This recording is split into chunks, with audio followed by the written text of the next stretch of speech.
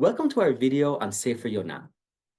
But it's the Yonah you never knew, which only becomes truly clear through Melachim Perek Yudalet. In general, we're taught to differentiate between Nevi'im Rishonim and Achronim with these titles that could lead us to very common misconception that Nevi'im Rishonim took place historically earlier than Nevi'im Achronim. But that's not the case. Yes, Chagai, Zechariah, and Malachi are the beginning of Bayis Sheni. But a proper orderly understanding of Sefer Melachim, with some help from Divrei Hayamim, of course, in many cases is the key to understanding the background of Nevi'im Achronim, because much of it is happening in parallel to Sefer Melachim. In a sense, Melachim provides us a more story-based perspective, and without it, you can't truly understand Nevi'im Achronim. On the other hand, if Nevi'im Rishonim is the story, Nevi'im Achronim is the emotion behind the events. You can't learn one without the other. You certainly can't truly experience one fully without the other. Well, on a whole, Nevi'im Achronim aren't learned as often. Of course, there are some parts that stand out, which are more story-based, and we do have more exposure to them. And a great example of that is Yonah. It's great, a story again, right? But the problem is that the events portrayed in Yonah often raise more questions than clarity. How could a Navi try to run away from Hashem? What's he thinking? Does he think he can truly get away? Does he only remember in the middle of the sea that Hashem controls both the sea and the land? Of course not. He knows this very well. His true intention becomes clear when he speaks out under the Kikayon. Much like what we've learned about Eliyahu in the end, he asks for his life to be taken. Is this the end for a huge tzaddik? Does their life's work of serving Hashem lead to deep clinical depression, or is it something deeper than that?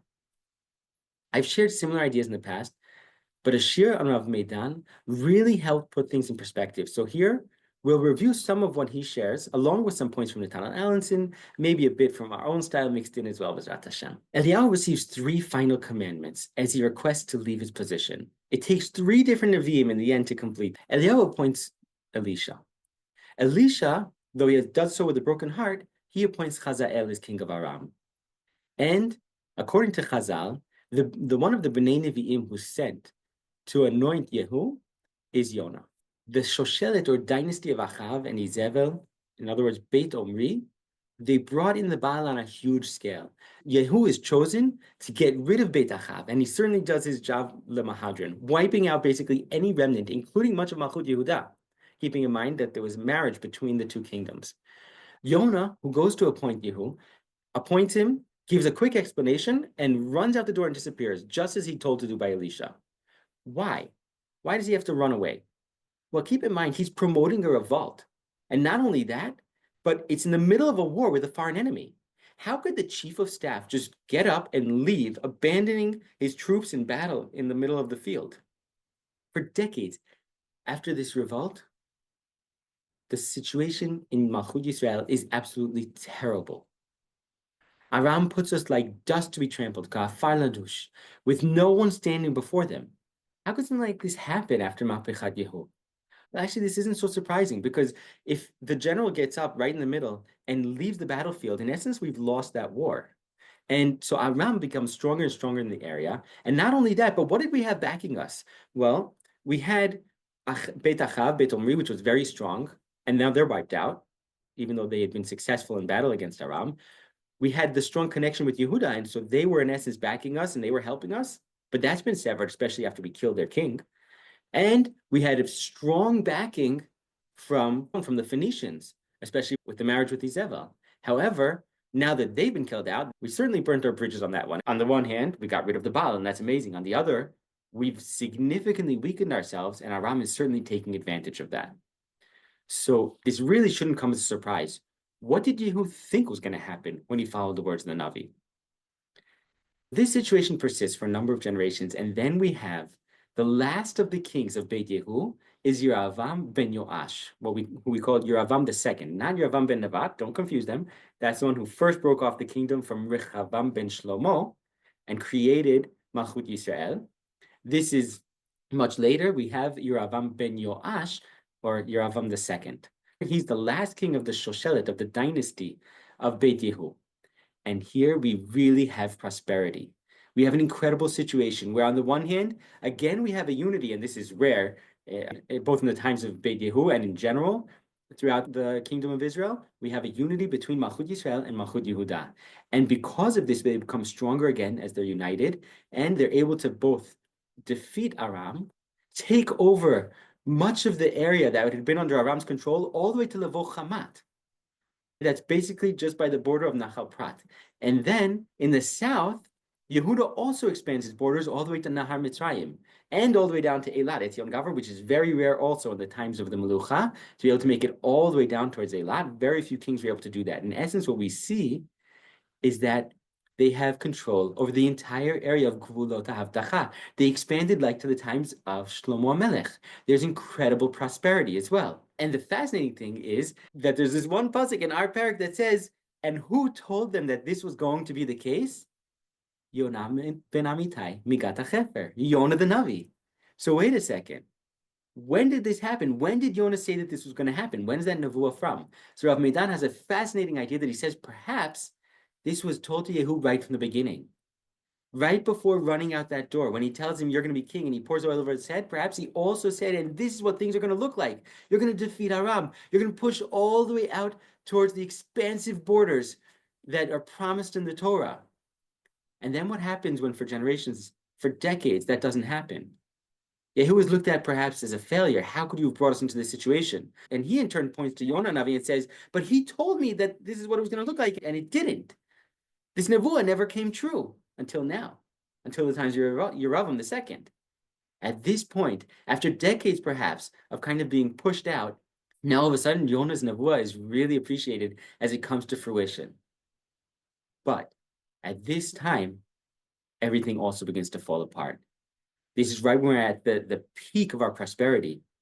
But from the peak, there's only one direction, and that's down. For this, we really have to understand the implications of what it means that Aram and Malchut Yisrael are battling it out. Because in essence, both of these kingdoms are at best second-rate powers. We're not talking about the great empires, Ashur, Bavel, Mitzrayim. So wait a second. Where are they? So throughout history, they go in waves. In essence, you have times when the great empires will have a lull in power. And so what that means is when there's a lull in power and there's in essence a vacuum, the vacuum will not remain. Someone will try to take over other nations, the smaller nations. So we have that, for example, when Ashur is on the down, and Mitzrayim are also in a lull. So then we'll have Malchut Yehuda, or the entire combined kingdom, right, the united kingdom under David HaMelech and Shlomo HaMelech that'll take over huge areas. In this case, we have Aram and Yisrael battling it out. When Yisrael and Yehuda are united, so then they can at times overpower Aram. But otherwise, Aram is often the stronger nation, and they're going to win in battle against Malchut Yisrael.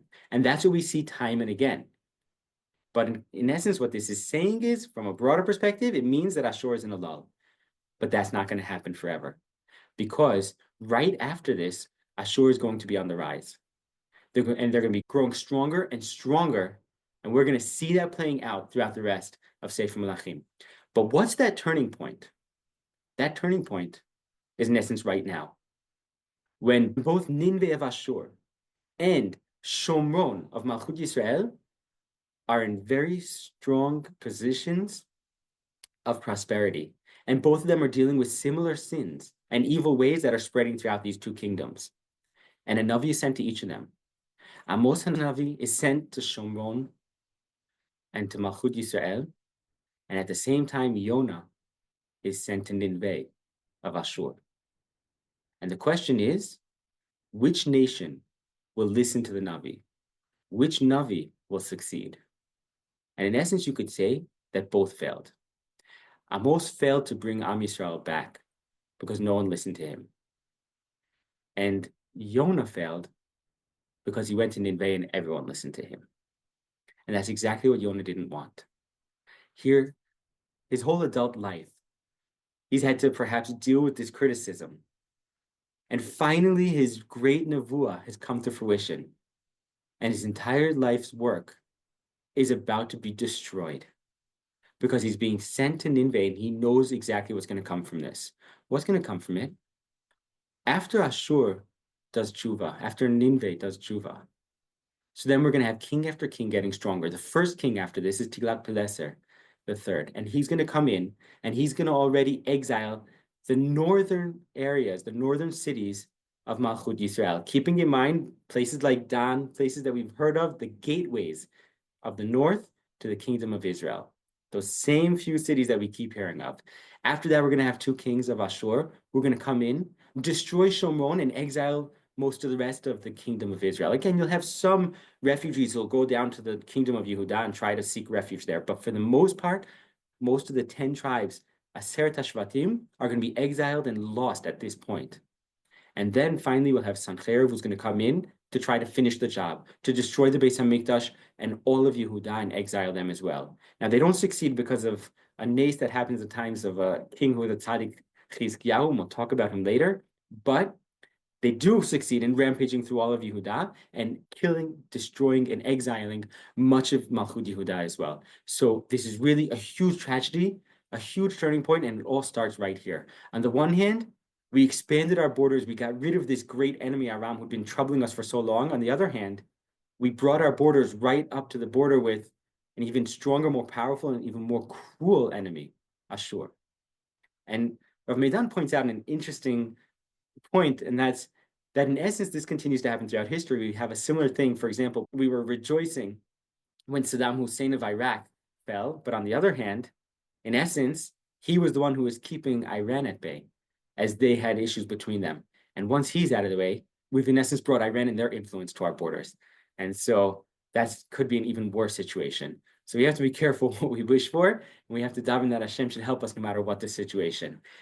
But by understanding these prakim in Sefer Melachim, all of a sudden, we have an entirely new understanding of Sefer Yonah. Because at this point, we understand why Yonah would try to run away. He wasn't running away from Hashem. He was running away from his mission. He couldn't escape Hashem, of course. But how could he comply? Like Eliyahu, he wanted to resign. He felt he couldn't bear to be involved in bringing this punishment upon his people. But he didn't have a choice.